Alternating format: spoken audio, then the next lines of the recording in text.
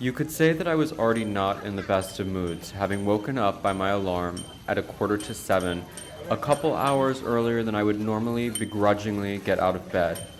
But a week before, I had decided that for my birthday, I wanted to discover the last place in Bali I had never visited after 2 years of living here, Nusa Lembongan. While not actually on Bali Island itself, the Nusa Islands make up part of the Bali Province and share the same Hindu culture. So by 8:30 a.m., we had arrived at the port in Sonor where the speedboats make the 30-minute trip across the sea to Nusa. I had no idea what awaited me.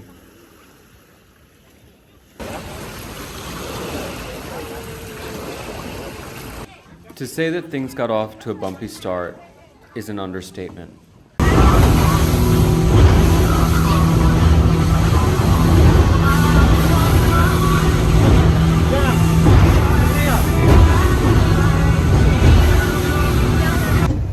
It was the worst 30 minutes of my life. The seas were incredibly choppy. I don't understand if this is a seasonal thing, if it's a time of day thing, but I felt like I was at the edge of death the entire way here. We finally now arrived, and obviously the seas are calm. I think that we're slowly moving into some dock, but if I had known how choppy the waves would have been, one, I either would have taken a Klonopin before I came, or two, I wouldn't honestly have come at all.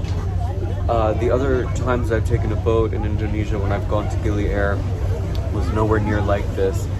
The boat was much bigger, the sea was, I guess, calmer, or the boat was just big enough to not have it have such an effect, but this is a really little, I guess they call it a fast boat or a speed boat, and you felt every wave and every bump, and it really felt like the boat was gonna crash or break into two. So I'm glad that we're slowly making our way in and dreading already the return back to Bali if the seas are like this.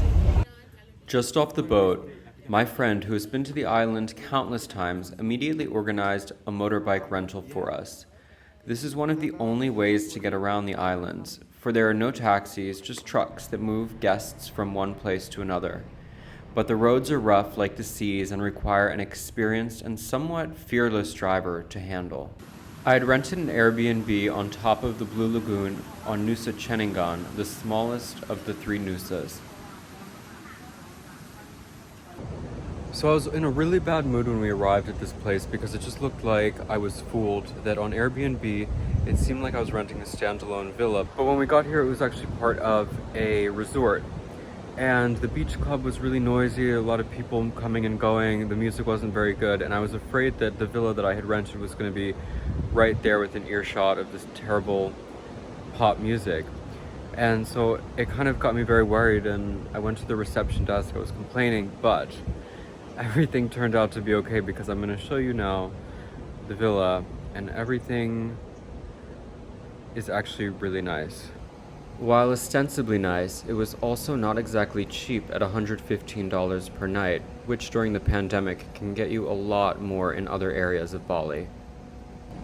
So this is a 2-bedroom villa. It actually has a view directly here of the ocean, which is definitely the standout point. It has this nice pool, and I think the most standout feature, and something that as soon as I saw it drew me to book this place, is... Okay, look at this gigantic bathtub. It's actually almost as big as a jacuzzi or something. I don't even know how long it would take to fill up, but that's not even the best part of it, because check this out. That's the view from the bathtub. This is the Blue Lagoon that's famous in Nusa Ceningan that people come from far and wide to see. And I can see it while luxuriating in a bathtub. To be honest, we didn't do anything for the rest of the day other than drink a bottle of wine, eat, and relax. However, disappointment was just around the corner. So today is officially my birthday. I've woken up on Nusa Lembongan, and I have to say, first of all, I slept really, really badly. The bed itself is quite uncomfortable. I ended up in the middle of the night going to the second bedroom here, and taking the duvet from that, folding it in half, and then sleeping on top of that. And still, though I was tossing and turning, I'm used to a very soft bed. But the biggest disappointment in this whole story has to be the bath from last night. So that's as much bath water as I can get, despite an hour of trying to fill the tub, because they just have such a small hot water heater here. So there was no way that that was going to happen. And that was really the biggest feature and the biggest excitement about booking this particular place, was this giant bathtub with a view of the ocean. And because that is not even a possibility, I feel like a big part of the appeal of this place has been lost. So I just sent a request via Airbnb to actually cancel my night here, and I really want to go back to Bali. I'm kind of over this island already. I feel like there is nothing to do here. The restaurant choices are extremely limited, especially because it's COVID. And I feel like I'm just going to be happier and sleep better in my own house than here. Also, I just noticed it's raining this morning, so that kind of puts a damper on things as well. Being that the restaurant choices on Ceningan were extremely limited and the resort restaurant overpriced and mediocre, we drove into Lembongan in search of better options.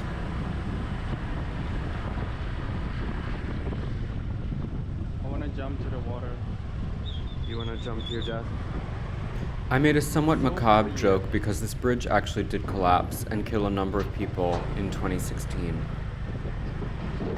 So we headed into Lembongan to search for breakfast that was not at our resort, and on Google there was a really well-rated place called Ginger and Jam, and we drove 25 minutes there, only to find that it's closed and that most of Lembongan is, quite frankly, a ghost town.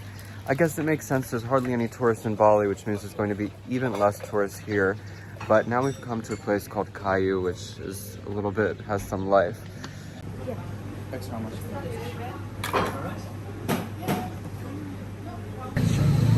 So for my breakfast brunch, we've come now to Kayu, which is housed in a 90-year-old joglo, and it's one of the only restaurants that's actually still open here on Lembongan, and the only one that actually has some people in it. The menu is really good. They have lots of healthy food. I ordered a ton of stuff, including a Bloody Mary, to really just live it up on my birthday. So once we finish here, it's back to the hotel, check out, back to Bali. But I'm really glad that we at least made this one excursion into Lembongan so that I could see the other side of this duo island and see a little bit of life outside of the resort and also have a great meal.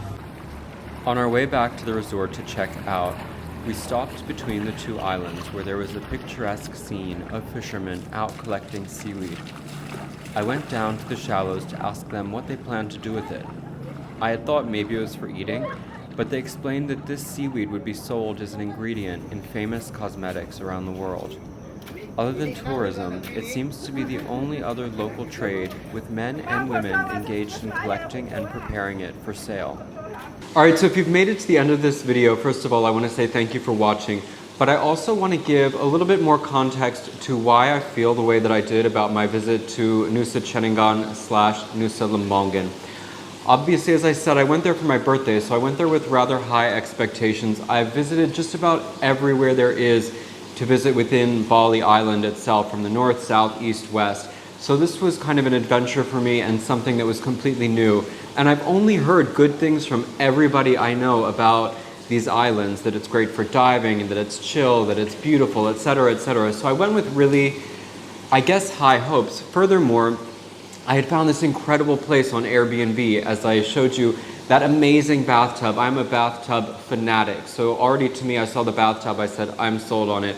Of course, there was also that gorgeous view of the Blue Lagoon, etc. So on paper, it all seemed really great. But the reality of the situation is, first of all, maybe I'm just sensitive, and I do think that our ride to Lembongan that day was particularly choppy. That boat ride was the worst I've ever had in my entire life, and it kind of started out the entire trip for me in a very anxious way. By the time we got on land, I felt like I was going to pass out. Then we got on the motorbike and lost our way onto some dirt road, so it already just was starting out as a very stressful situation. Now, I think some of the other reasons that I feel the way that I did about this trip was due to the coronavirus and the effect that it's had on tourism in general. So while Bali itself has been quiet as a pin drop, Nobody, except for a few domestic tourists from Indonesia, are visiting these islands, Lembongan, Ceningan, etc. So, for example, on our first night there, when we tried to find a restaurant that was not part of our resort, because the food at the resort where we were staying, and this is a whole other conversation, because when I booked on Airbnb, I had no idea we were even staying in a resort. I typically like to stay in a very private place that is not part of where I have to see other people. But anyway, the point is, this resort had very mediocre food that was quite expensive. For one bottle of a decent Sauvignon Blanc, it was $50 US. Now, food, same thing, not very good, not that many choices. So we had tried to find something, only to find that basically everything had been closed down.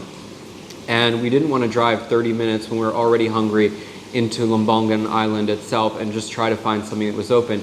And the same story kind of repeated itself the next day when we were trying to find a good place for breakfast for my birthday.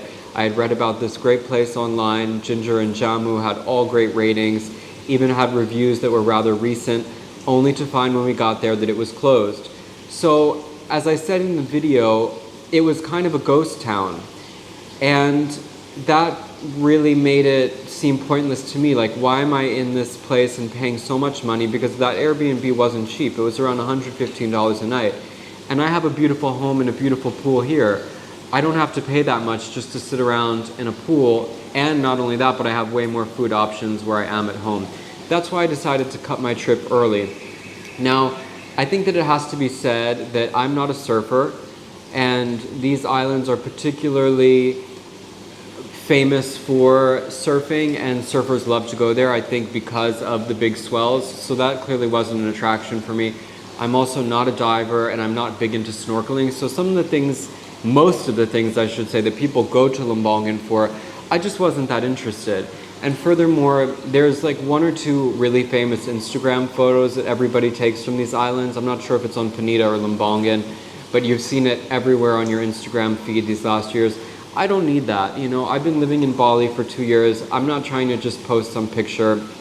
I really just wanted to have a very chill but also kind of luxurious birthday. And so in that sense, I was just disappointed by what Lembongan had to offer, because quite frankly, for the amount of money that I spent when you add up the boat ride, plus the motorbike rental, plus of course the hotel, plus the food and beverage, I could have had a wonderful stay in Pemuteran. I've done already a video about that. It's my absolute favorite place in Bali in the northwest. I could have rented a gorgeous giant villa with an infinity pool that you could swim right out onto a view of the Bali Sea and even see the mountains of Java. That to me is much more majestic and worth the price. So I feel like for the difficulty of getting there, being that the boat was bumpy and then everything else, to me just wasn't worth it. And I stayed there one night and I really don't feel the need to ever go back. Now, that's not to completely dissuade you from going. However, I would recommend, as someone who has been living in Bali for over 2 years and has been just about everywhere there is to go, to me, Lembongan was my least favorite place I've ever been in Bali. So I'm sorry, but that's the reality. And thank you again for watching this video. I hate to leave things on a negative note and to complain, but I just want to be honest, because I think that so many times on YouTube, people only want to highlight the great positive things about travel, but I also think it's important just to go into any situation with all the knowledge. And had I known what I know now, I would not have gone to Lembongan for my birthday. So anyway, thank you for watching this video. If you enjoyed it, please consider subscribing to my channel, or don't, it's completely up to you, but I generally like to post about travel content and my life in Bali. Of course, there hasn't been that much travel recently, but we're hearing rumblings about Bali reopening in July. So maybe that will mean, if the quarantine is not so strict, I might finally make a trip outside of Bali for the first time in over a year. Can you believe it? Anyway, thanks guys, and until the next video, take care. See you later.